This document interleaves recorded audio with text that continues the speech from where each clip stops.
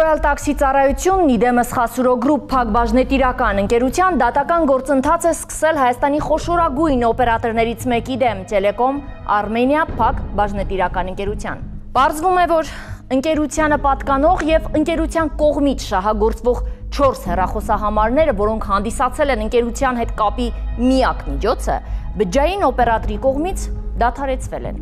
Ընկերության բաժնետերը եւ ընկերությունը բազմիցս դիմել են օպերատորին խնդրելով վերականգնել վերոնշյալ հեռախոսահամարներով կապի ծառայության մատուցումը, սակայն ստանալով մերժում դիմել են դատական պաշտպանության։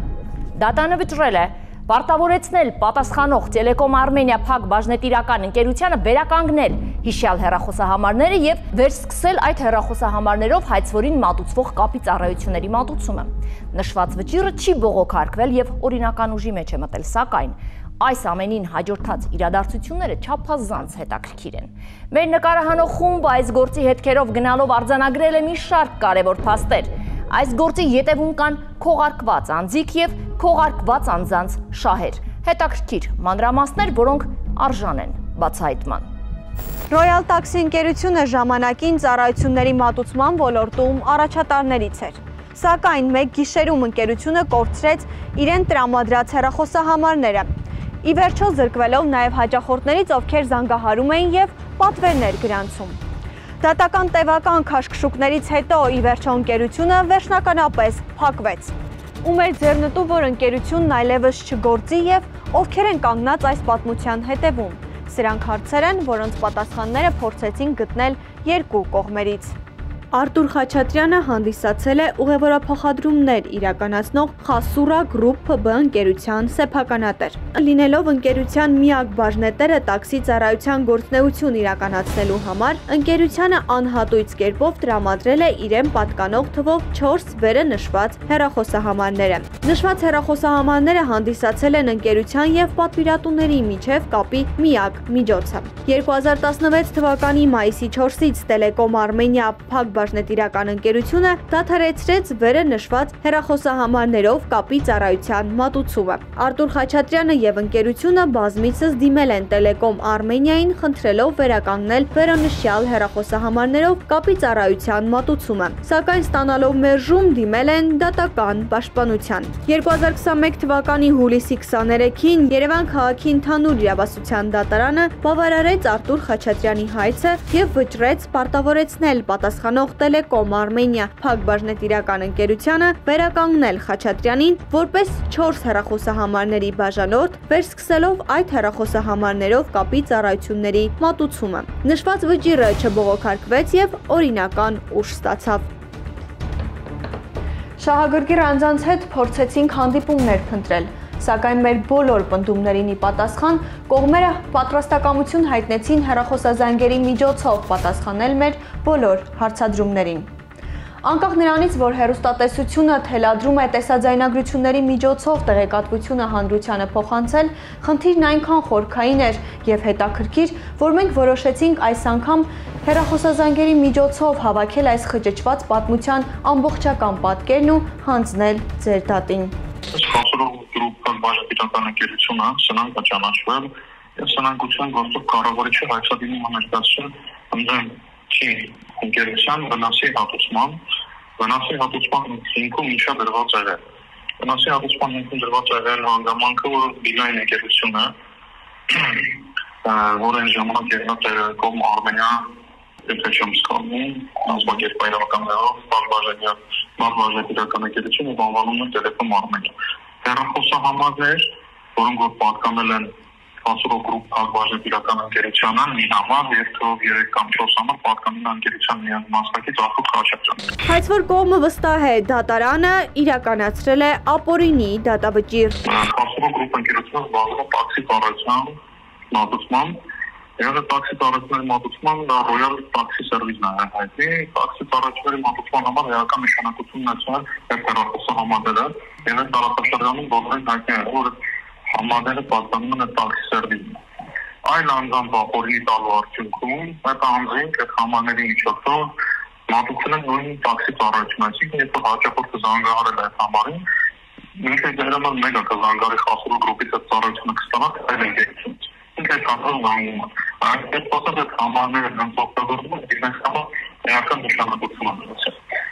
Դրանից հետո Խասուրով գրուպ ընկերությունը եւ Արտուր Խաչատրյանը ու պատկանել են այդ համարները, այդ ներկայացրել այդ համարների նկատմամբ իրենց իրավունքները վերականգնելու։ Եղել է երկու դատականات 2021 թվականի հուլիսին եւ 2021 թվականի սեպտեմբերին,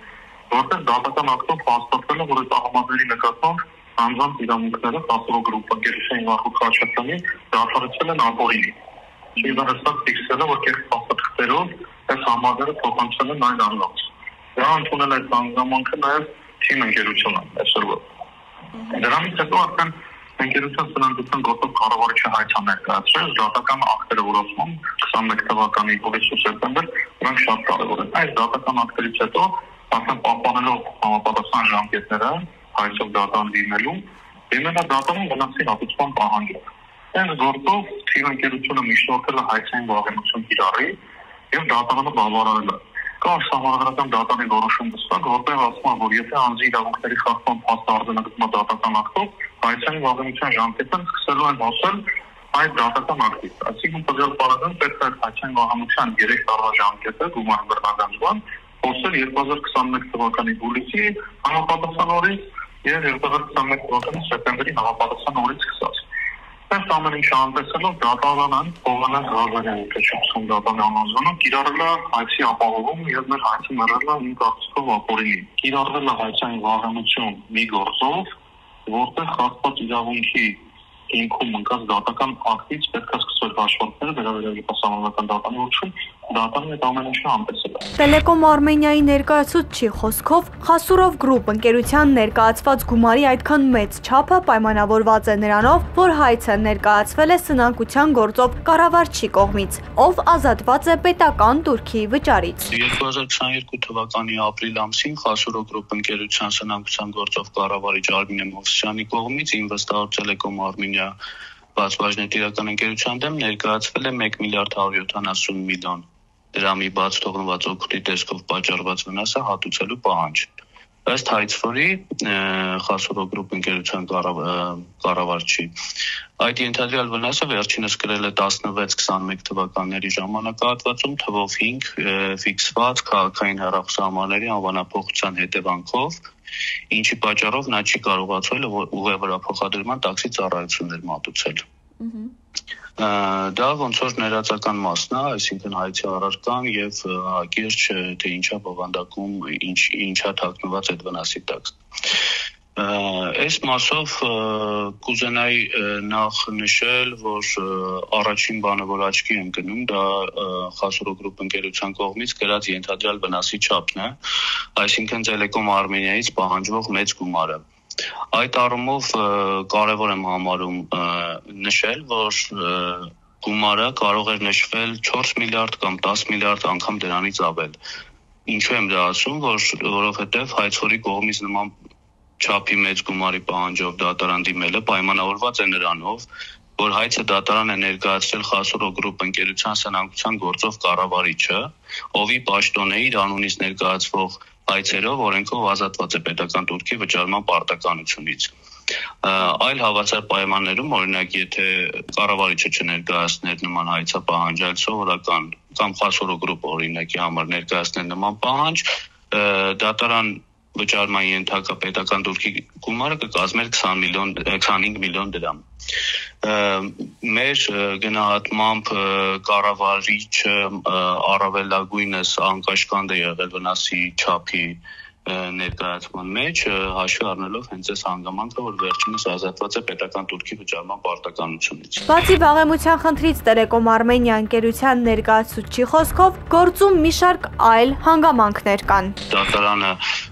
հայցը Խասուրով գրուպ ընկերության հայցը մերժել է հայցային վաղեմության ժամկետը լրացած լինելու հիմքով, սակայն որպեսզի օբյեկտիվ դիտորդի մոտ տպավորություն չստեղծվի, թե զուտ ինչ-որ ժամկետների խախտման պատճառով է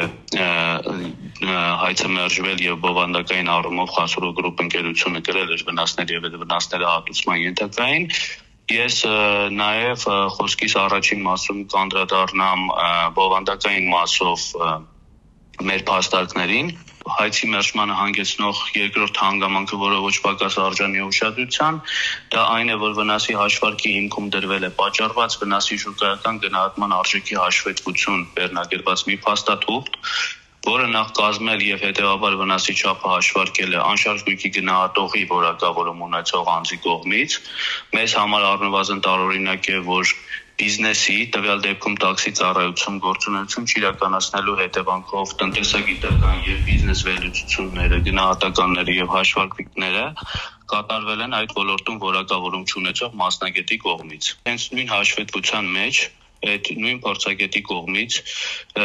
որպես ելակետային տվյալներ հանդիսացող, այսինքն վնասի հաշվարկման համար առանցքային համարվող տվյալները, օրինակ մեքենաների քանակ, միջինացված վառելիքի ծախս, տրանսպորտային միջոցներից ստացվող հասույթի չափ, պաշտոնների աշխատողների ցանկ, աշխատավարձ, որոնք դրվել են վնասի հաշվարկման հիմքում, եւ այդ 1 միլիարդի գոյացման հիմքում են ընկել։ Դրանց վերաբերյալ որևէ փաստաթղթային հիմնավորումներ, այդ թվում հաշվապահական փաստաթղթեր, հաշվետվություններ, փաստաթղթեր հաշվետվություն կազմած անձին չեն ներկայացվել։ Բջջային օպերատորի ներկայացուցչի պնդումները փաստաբան Գնել Մուղնեցյանի համար անընդունելի են։ Նրա պնդմամբ պատճառված վնասը, հետևաբար նաև վնասի հիմքով պայմանավորված հաշվարկը հիմնված է ստույգ ապացույցների հիման վրա։ Միևնույն ժամանակ փաստաբանը մատնանշում է այն հանգամանքը, որ ապօրինի կերպով արգելափակված հեռախոսահամարները օգտագործվել են այլ տաքսի ծառայություն մատուցող ընկերության կողմից։ Դրա արդյունքում այդ ընկերությունը սնանկության եզրին է հայտնվել, չի կարողացել կատարել իր վարկային պարտավորությունները եւ կորցրել ողջ ակտիվները։ Մեքենաներն են մաշվել, դրանից հետո չի կարողացել նպատակային նշանակությամբ օգտագործի, աշխատողների բազանը կորցրել, կլենդերի բազանը կորցրել, ունեցել վարկային պայմանագրեր, որոնք որպես սպասարկել, դրա արդյունքում ոգանալ հաճախորդները լիդաշան դիմը չի կարողացել ամեն ինչը սպասարկել, որ պատշաճի ու ունենան խնդիրների առաջ։ Այնտեղ այլ էլեմենտներ էլ կա, ուղղակի ուտեցիկները չեմ կարողանում բացահայտել, մասնավորապես խնդիրը նրանում է, որ այդ համարները, որ կեղծ փաստաթղթերով տվել են, այդ անձիկ շարունակել են այդ նույն մեքենաները շահագործել եւ իրականացնել նույն ժառանգական գործունեությունը, որը դե ֆակտո պետք է իրականացնի Տասկո գրուպ ընկերությունը։ Բջջային օպերատորի ներկայացուցչի պնդմամբ իրենց կողմից կատարված գործողությունները հեռախոսահամարները անվանափոխելու եղել է իրավաչափ, քանի որ ներկայացվել է լիազորագիր այդ փոփոխությունը կատարելու համար։ Մինչդեռ ավելի ուշ պարզ է դարձել, որ լիազորագիրը կեղծված է։ Հենց այստեղ է, որ իրավապահները պետք է պարզեին, թե ով է շահագրգիռ եւ ում էր անհրաժեշտ դաշտից դուրս մղել Royal Taxi Service ընկերությանը։ Խասուրո գրուպ ընկերության կողմից օգտագործող մեկ հեռախոսահամարը, որը նույնպես նշեցի, անվանափոխվել է այդ ժամանակահատվածում Խասուրո գրուպ ընկերության տնօրենի դիմումի հիման վրա։ Վերջինս գրավոր դիմել է Telecom Armenia ընկերությանն եւ այդ հեռախոսահամարն այլ անձի ֆիզիկական անձի անունով անվանափոխելու խնդրանք է ներկայացրել գրավոր։ Երկրորդ հանգամանքը մնացած 4 հեռախոսահամարների անվանափոխությունը տեղի է ունեցել այդ հեռախոսահամարների բաժանորդ հանդիսացող ֆիզիկական անձ Արթուր Խաչատրյանի կողմից տրված եւ Ռուսաստանի Դաշնության նոտարի կողմից վավերացրած լիազորագրի հիման վրա լիազորված անձի դիմումով։ Հետագայում մեկ այլ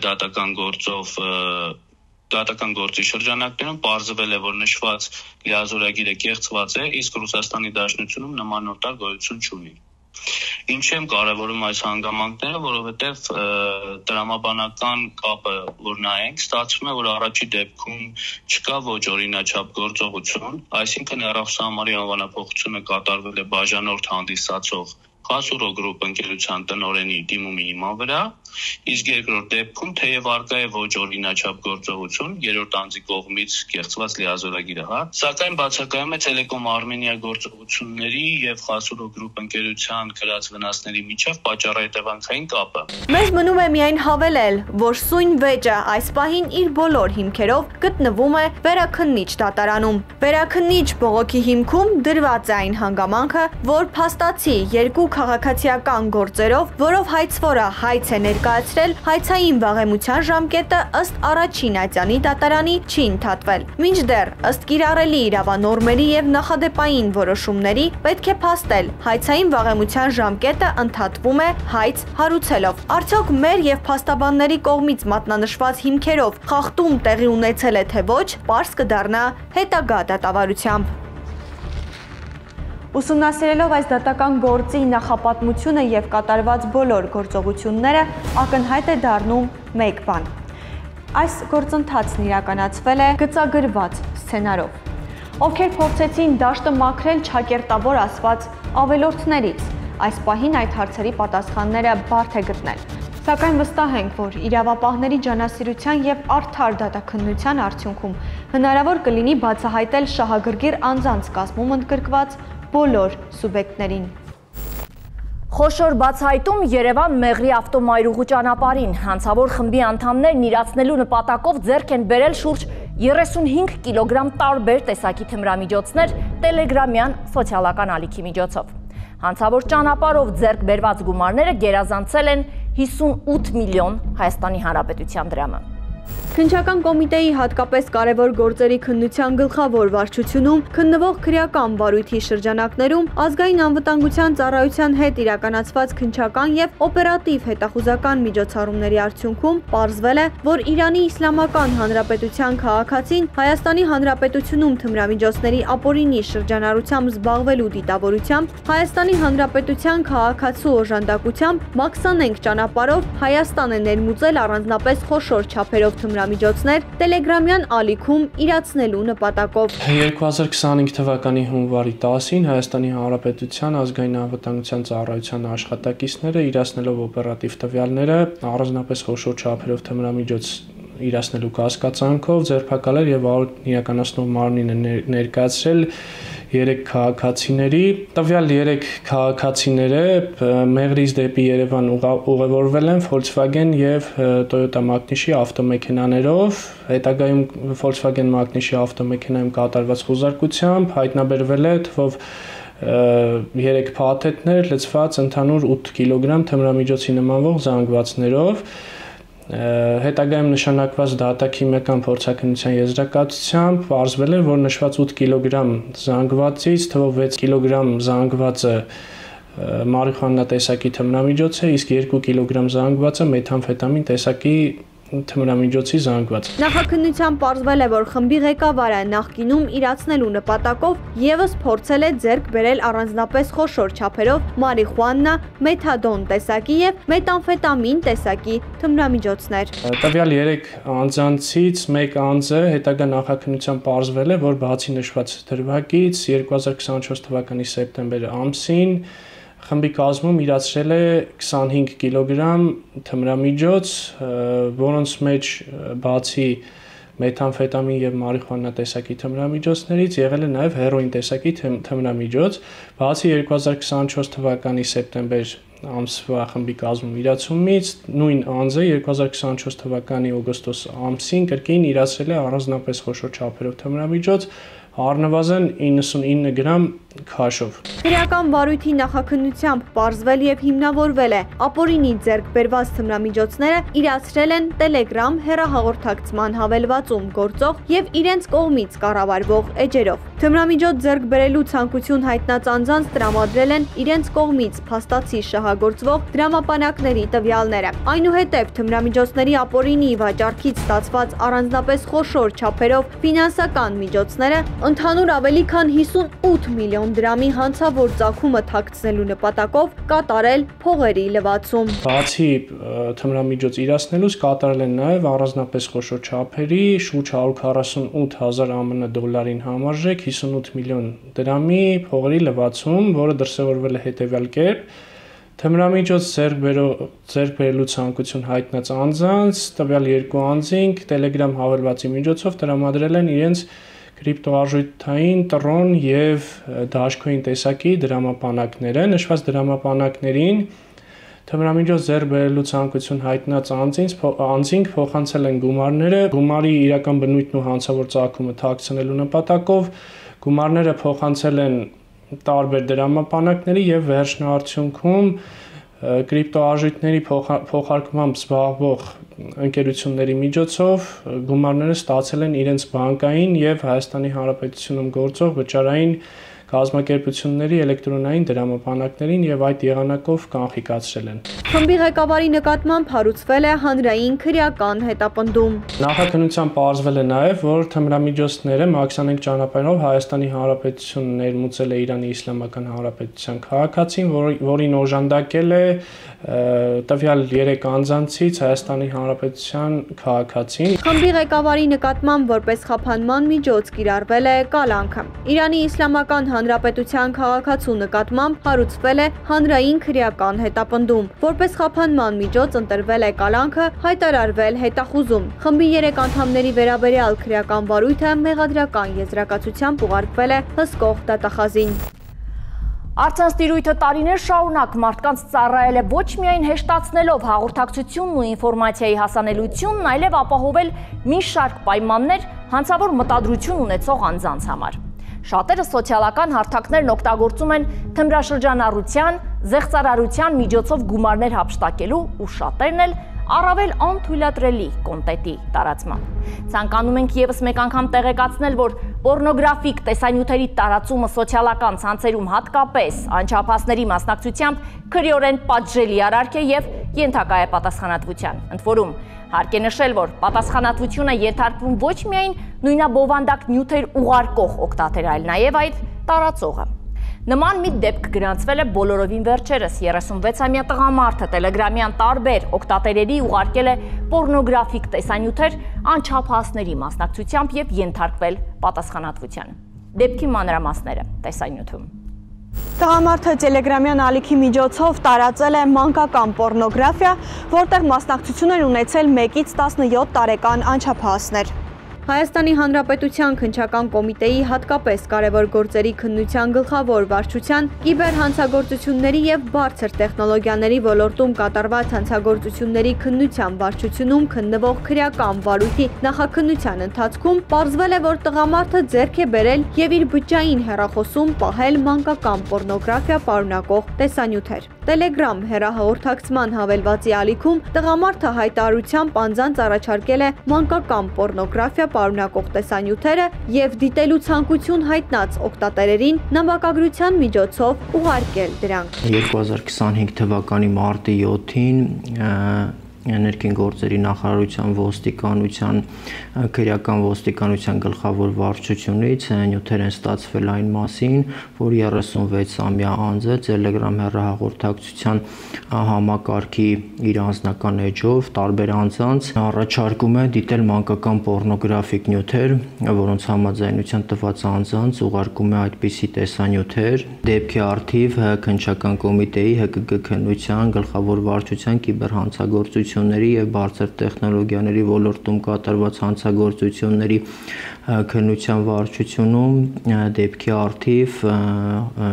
քրեական օրենսգրքի 3-րդ հոդվածի 2-րդ մասի հատկանիշներով նախաձեռնվել է քրեական վարույթ։ Մանկական պոռնոգրաֆիկ տեսանյութերում ընդգրկված են եղել 1-ից 17 տարեկան անչափահասներ։ Քրեական վարույթի շրջանակներում պարզվել է հանցանք կատարած անձի ինքնությունը եւ միջնորդություն է ներկայացվել դատախազություն նրա նկատմամբ քրեական հետապնդում հարուցելու համար, որը հսկող դատախազի կողմից բավարարվել է, միջնորդություն է ներկայացվել նաև դատարան, վերջինիս նկատմամբ որպես խափանման միջոց կալանք ընտրելու համար, որը դատարանի կողմից կայացված որոշմամբ բավարարվել է։ Վերջինիս նկատմամբ որպես խափանման միջոց կիրառվել է կալանքը։ Քրեական վարույթը մեղադրական եզրակացությամբ ուղարկվել է հսկող դատախազին, այն հաստատելու եւ ըստ էության քննության առնելու համար դատարան ուղարկելու միջնորդությամբ։ Հայաստանի Հանրապետության ներքին գործերի նախարարության ոստիկանության ծառայողները չեն դադարում փայլել ուշագրավ բացահայտումներով։ 200 միլիոն դրամից ավել թմրամիջոց է հայտնաբերվել Աթենք-Երևան չվերթից հետո։ Քրեական ոստիկանության թմրամիջոցների անօրինական շրջանառության դեմ պայքարի վարչության ծառայողները օպերատիվ հետախուզական ծավալուն միջոցառումներով տեղեկություններ էին ձեռք բերել, որ արտերկրից Երևան ժամանող 52-ամյա մի տղամարդու ուղեբեռում առանձնապես խոշոր չափերով տարբեր տեսակի թմրամիջոցներ կան։ Տեղեկությունը փոխանցվել է պետական եկամուտների կոմիտե համապատասխան հսկողություն սահմանելու նպատակով։ Ապօրինի թմրաշրջանառության դեմ պայքարող քրեական ոստիկանները օպերատիվ տվյալները վերջնականապես իրացնելիս համագործակցեցին պետական եկամուտների կոմիտեի մաքսանենգության դեմ պայքարի վարչության եւ համայնքային ոստիկանության Զվարթնոց օդանավակայանի բաժնի ծառայողների հետ։ Պետական ոստիկանության գլխավոր վարչությունում տեղեկություններ էին ստացվել, որ Երևան քաղաքի 52-ամյա մի բնակիչ արտերկրից մաքսանենգ ճանապարհով թմրամիջոցներ է ներմուծում Հայաստանի Հանրապետություն եւ զբաղվում դրանց իրացմամբ։ Տեղեկությունները փոխանցվեցին պետական եկամուտների կոմիտեի մաքսանենգության դեմ պայքարի վարչության աշխատակիցներին հետագա մաքսային հսկողություն իրականացնելու նպատակով։ Աթենք-Երևան չվերթի ժամանումից հետո մաքսային զննման ենթարկվեց 52-ամյա տղամարդու ուղեբեռը։ Հայտնաբերվեցին ընդհանուր խոշոր չափերի էքստազի, կոկային, բուպրենորֆին, ինչպես նաև տարբեր գրառումներով 15 տեղապատիչ։ Մայիսի 1-ին ձեռնարկված համապատասխան օպերատիվ հետախուզական միջոցառումների արդյունքում պարզվեց, որ վերջինս Աթենք-Երևան չվերթով պետք է ժամանի Հայաստանի Հանրապետություն։ Քրեական ոստիկանության գլխավոր վարչության աշխատակիցները համագործակցելով պետական եկամուտների կոմիտեի մաքսանենգության դեմ պայքարի վարչության աշխատակիցների, ինչպես նաև համանքային ոստիկանության Զվարթնոցի ոստիկանության բաժնի աշխատակիցների հետ Աթենք-Երևան չվերթը ժամանելուց հետո անմիջապես մաքսային զննության ենթարկեցինք վերջինիս պատկանող ուղեբեռը, որտեղ վերջինիս ուղեբեռից հայտնաբերվեց ընդհանուր մոտ 1 կիլոգրամ կոկային տեսակի թմրամիջոց, 4000-ից ավելի էքստազի տեսակի թմրամիջոց եւ մոտ 1000 հատ սուբոտեքս տեսակի թմրամիջոցի դեղահաբեր։ Հայտնաբերված թմրամիջոցների շուկայական արժեքը գերազանցում է 200 միլիոն դրամը։ Ընդհանուր շրջանառությունից դուրս է եկել շուկայական արժեքով 200 միլիոն դրամից ավելի թմրամիջոցներ։ Դեպքի առթիվ քննչական կոմիտեի տնտեսական հանցագործությունների եւ մաքսանենգությունների քննության գլխավոր վարչությունում նախաձեռնվել է քրեական վարույթ։ 52-ամյա տղամարդը ձերբակալվել է, հանգամանքները նախաքննությամբ պարզվում են։ Ծանուցում։ Հանցանքի համար մեղադրվողը համարվում է անմեղ, քանի դեռ նրա մեղավորությունն ապացուցված չէ Հայաստանի Հանրապետության քրեական դատավարության օրենսգրքով սահմանված կարգով դատարանի օրինական ուժի մեջ մտած դատավճռով։ Մեր ծրագիրը պարբերաբար բարձրաձայնում է մեզ դիմող քաղաքացիների կողմից ներկայացված իրավական խնդիրները։ Եթե դուք ունեք նմանատիպ խնդիր եւ ցանկանում եք բարձրաձայնել դրա մասին, զանգվեք մեզ կամ գրեք մեր էլեկտրոնային հասցեին հիշելով, որ մենք միշտ պատրաստ ենք շարժվել հանցանքի հետքով։